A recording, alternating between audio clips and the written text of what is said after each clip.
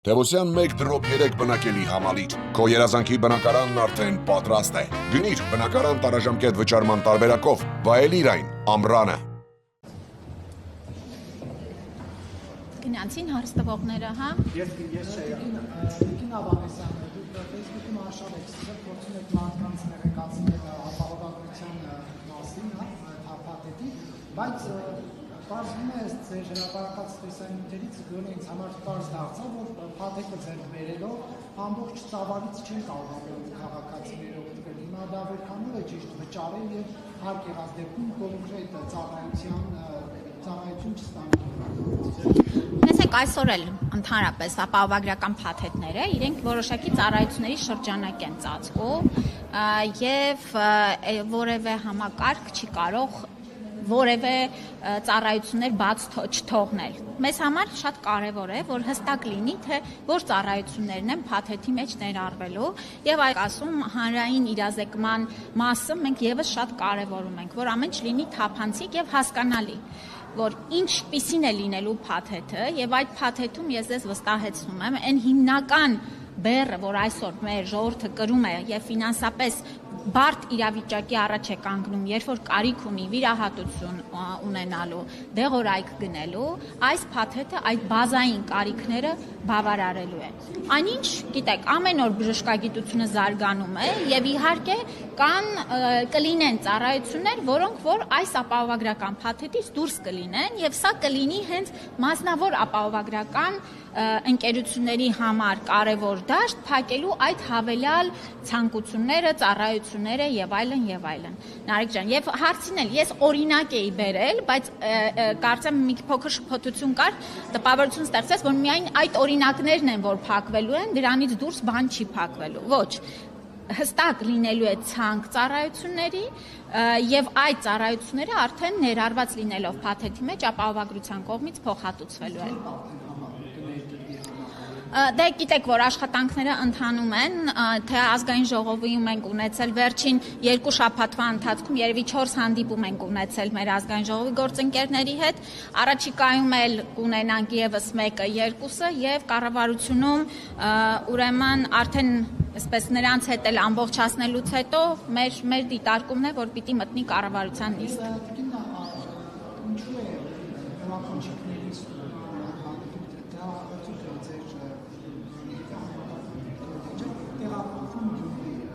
Զորակոչի փորձաքննությունների մասով, այո,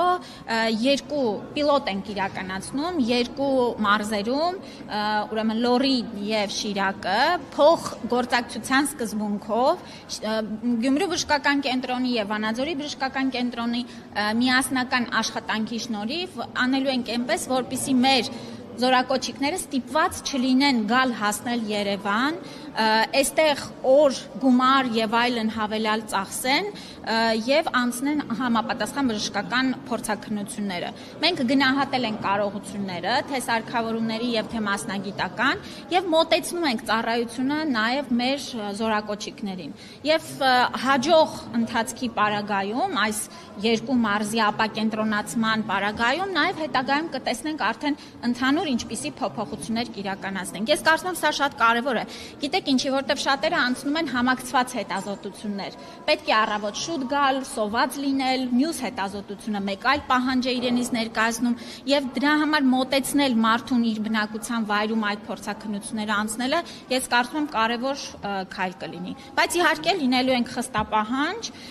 եւ մենք անմիջական աշխատում ենք մեր բժշկական կենտրոնների հետ, որովհետեւ այստեղ բացի մասնագիտական գիտելիքներից շատ կարևոր է նաեւ փորձագիտական մասը եւ պիտի որ ամեն բան հաջող անցնի։ Տիկին նախարար, դուք եւս Փաշինյանի ու ԿՊ-ի մյուս կպարտnerների հետ գնացել եք Գյումրի, նախընտրական տրամադրություններ էր տիրում այնտեղ։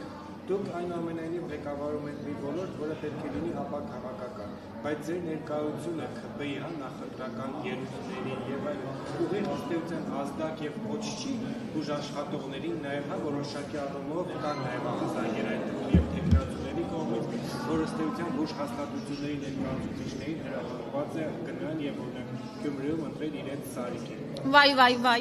այդ անձինք, ովքեր որ այդ ուրեմն մտավախությունները ունեն, ես նախ հորդորում եմ շատ հրատապ կերպով այդ բոլոր մտավախությունները հայտնել իրավապահ մարմիններին եւ չվերագրել անձանց մի բան, որի մեջ իրենք շատ լավ մասնագիտացված են եղել եւ թե Կիրակի օրն եմ գնացել Գյումրի ոչ աշխատանքային օրվա ընթացքում եւ այո մասնակցել եմ դրամահավաքին եւ կներեք նախարարը եւ կառավարությունը քաղաքական հենց մարմին են եւ չեն կարող լինել ապաքաղաքական բացառվում է նման հրահանգ որևէ ուղղորդում որևէ բան որովհետեւ դրա կարիքը չկա էլ Ինչի որտեղ ձեր սարիկի ընտրելու են Ես կարծում եմ, որ քաղաքացիական պայմանագիրը այս տարիների ընթացքում բավական ձեռքբերումներ ունի, որոնք պիտի ներկայացնի մեր նաև քվեարկողներին, պիտի անի աշխատանք, որը անում է եւ վստահ եմ, որ այս ուրեմն կարևոր գործը ներկայացնելով եւ նաեւ ներկայացնելով թե ինչ է արվելու Սարիկ Մինասյանի հաղթանակի պարագայում, ես կարծում եմ, որ գյումրեցին իր ձայնը որոշիչ կտա ԿՊ-ին եւ Սարիկին։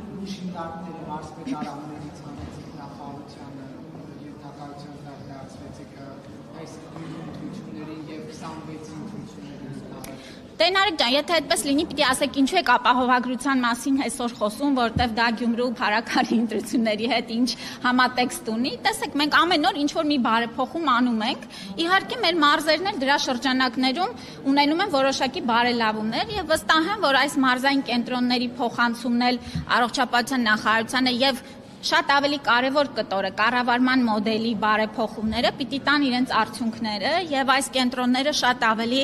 գրագետ ֆինանսատնտեսական կառավարում իրականացվի, զարգանա եւ այլն եւ այլն։ Տիկին նախարար, դուք վերջերս մարզային բկնել այցեր եք կատարել, եղել եք Չարենցավանի բկրում, մյուս բկնել ոնց որ էլի մարզում։ Ինչ հետաքրքիր նախ ինչ պատկեր կարձանագրել եք այս Չարենցավանի բկրին եւ առասարակ մարզային բկների մատուցած ծառայությունների որակը ձեզ դուազդում է, թե ոչ, դասեք հետո։ Գիտեք, ընդհանրապես դժվար է այսպես ընդհանրացումներ անել եւ գնահատական տալ մարզերին կամ կոնկրետ բժշկական կենտրոնի ամբողջական որակին։ Եվ այո, ճիշտ եք ասում, վերջերս եմ եղել ուրեմն Չարենցավանում, նախ որովհետեւ իմ արժեվ դրել եմ խնդիր այս տարի համ պատրաստից, այսպես ասեմ, այցեր իրականացնել կոնկրետ մարզային կենտրոններում, հասկանալու թե սովորական աշխատանքային օրվա ընթացքում ինչպես են process-ները կազմակերպվում եւ ինչ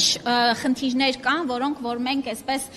ավելի պաշտոնական այցերի շրջանակներում գուցե չենք նկատում։ Եվ այո, հիմա կշարունակեմ։ Եվ ուրեմն երկու նպատակ ուներ, նախ գիտեք, մեր կապիտալ ծախսերով այնտեղ իրականացված շինարարությունը արդեն ըստ էության ավարտվել է եւ ուզում էի հասկանալ այդ ուրեմն նոր տարածքների օգտագործման շատ ավելի արդյունավետ պիտի ձևաչափ գտնենք, այնտեղ բժշկական ծառայությունների որոշակի հատվածը պետք է փոփոխությունների արդյունքում այս նոր տարածքում տեղավորվի, որպեսզի նաեւ չստացվի, որ տարածքները չեն ծառայում իսկապես բժշկական օգնության որակի բարձրացմանը։ Պետք է ասեմ, որ աշխատանքային մի քանի ուրեմն կարևոր հարցադրումներ էլ կար, այնտեղ գիտեք տարածքում կա մի այսպես սքոսրահ, որը որ նաև քաղաքացիներն էին բարձրացրել, որ բժշկական կենտրոնից նման ուրեմն ծառայությանը ականատես լինելը անընդհատ, կարծում ենք ճիշտ չի, հանձնարարել են, որպեսզի գտնեն լուծում այդ սեփականատիրոջ հետ ճիշտ պատնեշավորելու եւ փակելու բժշկական կենտրոնից դրա Երևանը, էլի մի քանի աշխատանքային կոնկրետ խնդիրների մասով տվել եմ հանձնարարություններ եւ շարունակական հետեւելու ենք։ Որ սպասական որակն է, ինձ հետաքրքիր կներեք, որ անձնապես օրինակներ եմ, բայց դուք ձեզ կամ ձեր հարազատին օրինակ մարզային որևէ բժշկի Չարենցավանը, Հրազդանը, Աշտարակը, Երվարդը, Սևանը, օրինակ սոնոգրաֆիա անցնելու։ Միանշանակ, այո, իհարկե կան ծառայություններ, այո, Վահե ջան։ Ես ձեզ օրինակ չէի տա, օրինակ Չարենցավանում կամ Հրազդանում սոնոգրաֆիա անցնել, որտեղ տեսեք, ներողություն, որտեղ կարող է սոնոգրաֆիստը նայի եւ բարձի որտեղ օրինակ, գիտեմ, երի կամ փոք կամ լյարդ չունեք, բայց բնականաբար ունեք եւ նորմալ գործում։ Դե այդ բոլոր դեպքերն էլ եւ իմ հարազատը եւ ես պիտի առնչվենք նաեւ որպես Հայաստանի քաղաքացի եւ եթե կա խնդիր բարձրացնենք եւ լուծումներ պահանջենք։ Սա որպես քաղաքացի եմ ասում ձեր նշած հարցի կոնտեքստում։ Իսկ մյուս առումով, այո, ես կարծում եմ, որ այսօր մեր մարզային բժշկական կենտրոնները վերջին տարիներին շատ մեծ զարգացում են ապրել։ Եվ օրինակ, Գյումրու բժշկական կենտրոնը եւ Վանաձորի բժշկական կենտրոնը այսօր ստրոկ ծրագրի մի մաս է կազմում, որը բավականին բարձր ուրեմն հմտություններ, գիտելիքներ պահանջող ծառայություն է եւ ես հպարտ եմ դրա համար։ Հաջորդիվ, իհարկե այս գործընթացը շարունակական է եւ բժշկական օգնության որակից ես եթե վերցնենք, մենք Երևանն էլ չենք կարծում, որ հասել ենք մեր թիրախներին։ Իհարկե չենք հասել։ Եվ սա անընդհատ process է, որ եւ թե Երևանում եւ մարզային կենտրոնների բուժօգնության որակը պիտի փոխվի։ Քննադատում են, որ մարզային բուժկենտրոնների նորմալ մասնագետներ չկան, որովհետեւ նաեւ նախարարի թվերի հիմա չեմ հիշում հրամանի անունները, համարները, X2 հրաման կա, այդ հրամանների պատճառով նաև նորմալ վարձատրության մեխանիզմը չի տրված, որպեսզի կարողանան բարձրակարգ մասնագետներ բարձր աշխատավարձեր գտնել եւ տանել մարզերում աշխատելու։ Դրա համար, ասենք, չգիտեմ, մարդիկ կարող են օրինակ խատավի կամ կանաչի ծախող աշխատել ավելի հեշտ, քան ասենք վիրաբույժ որոշ բկներում կամ սոնոգրաֆիա։ Ուրեմն մեր պետական քաղաքականությունն է, որ ծառայությունների ծավալը պետական պատվերով ընդլայնվի եւ դա առաջինը հենց շատ կարևոր է մարզային բժշկական կենտրոնների համար, որ հասանելիությունը բուժօգնության մեծանա, որտեղ մարզային մեր բնակչության համար ուրեմն վճարունակության խնդիրը շատ ավելի սուր է դրված, քան թե Երևանում, եւ սա օգնում է, որ ծավալը մեծանալու պարագայում վերանայվեն նաև աշխատավարձերը։ Եվ ես ձեզ վստահեցնում եմ, որ լավ կառավարման արդյունքում հնարավոր է հասնել նաև բուժաշխատողների աշխատավարձերի վերանայման եւ մենք դրան շատ լավ օրինակներ ունենք հենց մարզային բժշկական կենտրոններում։ Կոնկրետ բժշկական կենտրոնը։ Այստեղ արդեն ձեր պատասխանատվությունը մեծանում է, չէ՞։ Այո, իհարկե։ Հիմա գուցե արդեն դուք պետք է լավ կառավարեք, որ այդ աշխատավարձերն էլ բարձր լինի, ոչ թե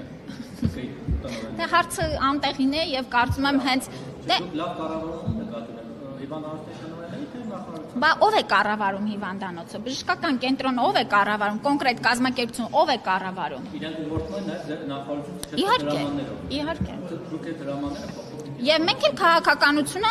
շարունակաբար տանում են դրան, որպեսզի ավելի մեծ ռեսուրսներ ուղղվեն բժշկական կենտրոններ, սարքավորումներով հագեցվեն, որ ձեր ասած նույն բարձրակարգ մասնագետները կարողանան իրենց ուրեմն բժշկական գիտելիքներն ու հմտությունները ճիշտ կիրառեն։ Տիկին նախարար, լավ, դուք ամեն դեպքում այդ կադրային բազային մասով ձեր մտահոգ չի մտահոգում, որ իսկապես կան բժիշկներ,